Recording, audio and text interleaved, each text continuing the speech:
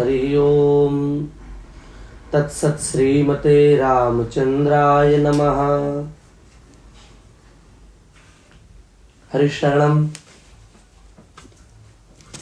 आप सभी लोग सनातन धर्मावलंबी सभी लोग जानते ही हैं कि शरद पूर्णिमा का जो महोत्सव है वो अत्यंत षण्मुख है। शरद ऋतु में, शरदोत्सव में, शरद पूर्णिमा का जो उत्सव है वो बड़ा मुख्य उत्सव होता है और ब्रज में तो इस उत्सव का विशेष प्रभाव होता है। पर इस बार संयोग ऐसा बन गया है कि शरद पूर्णिमा पर ही चंद्रदेव की कृपा हुई है और चंद्र ग्रहण जो है इस बार है। ग्रहण के विषय में विशेष व्याख्यान का भी समय नहीं है, भगवत कृपा से कभी आगे चर्चा करेंगे। पर चंद्र ग्रहण है और शरद पूर्णिमा है तो लोग बड़ी दुविधा में हैं कि कैसे करें, उत्सव को कब मनाएं और ये जो है इसका क्या करें, ग्रहण का क्या करें। तो उसका ऐसा विधान है जो पंचांग और ज्योतिषी आदियों से विचार विमर्श करके बात समझ में आई है। 29 अक्टूबर है, 29 अक्टूबर में 28 तो रात में 12 बजे समाप्त हो जाएगी, कल 28 से 12 बजे रात में समाप्त हो जाएगी।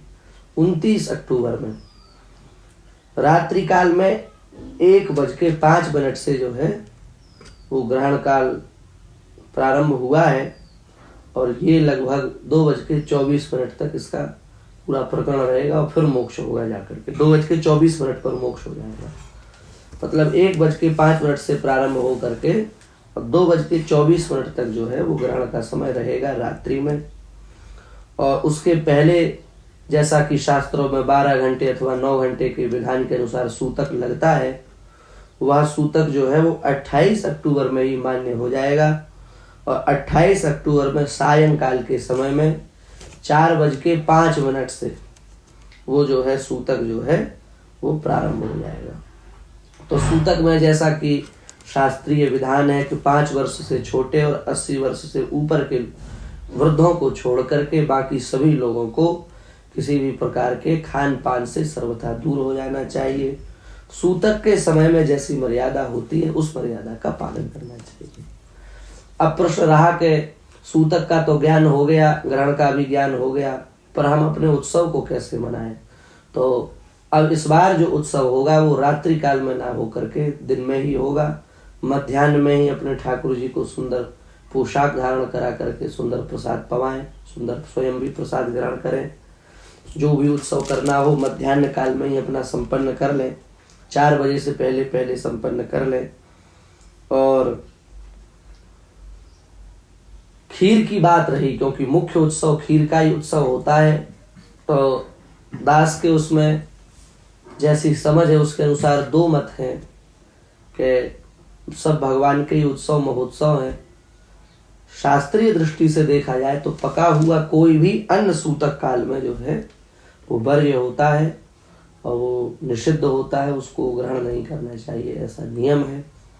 इस दृष्टि से जो विशेष शास्त्रावलंबी जन हैं वे तो इस ग्रहण के समय में कोई ना वस्तु बनाएंगे, ना उससे पहले बना करके रखेंगे और ना बाद में उसको ग्रहण करेंगे, क्योंकि शास्त्रीय विधान ही ऐसा है। पर हमारे जो कुछ रसिक भावुक भक्त लोग हैं जो उत्सव को मनाए बिना उन्हें चित्त में संतोष नहीं होगा, विशेष उनके चित्त में प्रेम है कि भाई उत्सव तो होना चाहिए, तो उस दृष्टि से यदि देखा जाए तो ऐसा भी आचार्यों ने विधान बताया है कि उसमें जैसे जल में कुश डाल के उसको ग्रहण कर लिया जाता है ना, ऐसे ही जल वो जो खीर है उसको सूतक से पहले निर्माण करके उसको उसमें कुशा डाल करके उसको ढक करके रख दें और जब ग्रहण का काल समाप्त हो जाए 2:24 पर, तो फिर उसके बाद में उसको चंद्रमा के प्रकाश में रख दें एवं उसमें चंद्रमा की जो अमृत रश्मियां हैं वे पड़ जाएं और फिर उसके बाद प्रातः काल में भगवान को भोग लगा करके फिर उसको ग्रहण कर लें। ऐसा भी विधान कर सकते हैं जो रसिक भावुक भक्तजन हैं। पर हम विशेष इसका प्रावधान नहीं कर रहे हैं कि हम ऐसा ही करें आप या ऐसा ना करें, यदि ना जो करना चाहते हो, जो शास्त्र के विशेष मतावलंबी हो, तो वे ना भी करें तो कोई दोष नहीं, अगले दिन प्रसाद बना करके भगवान को लगा करके पालें।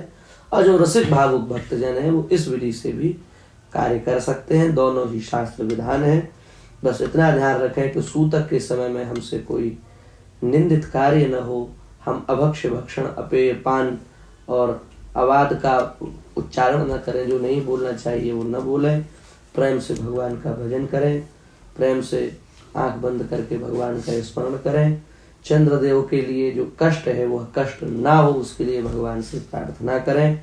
और जो ब्रज क्षेत्र में है वो ब्रज की परिक्रमा करें, वृंदावन की परिक्रमा करें, यमुना जी के निकट जाकर के भजन करें, बहुत अच्छा रहेगा। और इसी में सूतक काल की सार्थकता है।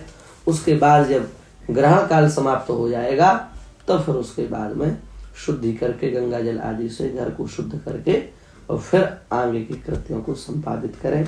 ऐसा ही शास्त्रीय विधान है और इसी से ही हम सबका लाभ होगा, कल्याण होगा। सभी लोगों को शरद पूर्णिमा की खूब खूब शुभकामनाएं, खूब खूब बधाई देते हुए आप लोगों को खूब खूब उत्सव महोत्सव की बधाई देते हुए हम अपनी वाणी को विराम देते हैं। श्री वृंदावन बिहारी लाल की जय।